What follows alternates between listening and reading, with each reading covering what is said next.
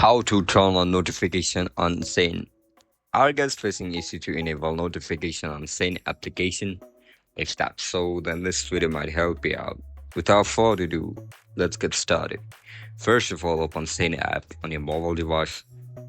Once you open the Shein application, look at the right bottom of your screen where you can see your profile icon. Tap on it.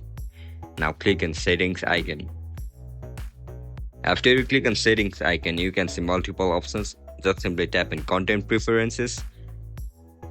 After you click on it, you can see the option for new messages, notifications. Tap on it. Again click on it. Now turn on the notification. That's it guys, that's how you're going to turn on notification for Shein application. If you guys found this video helpful, don't forget to like, share and subscribe to our channel. If you guys have any issues regarding Shein app, make sure to comment down below so that I can help you out. I'll catch you up in the next one. Bye bye.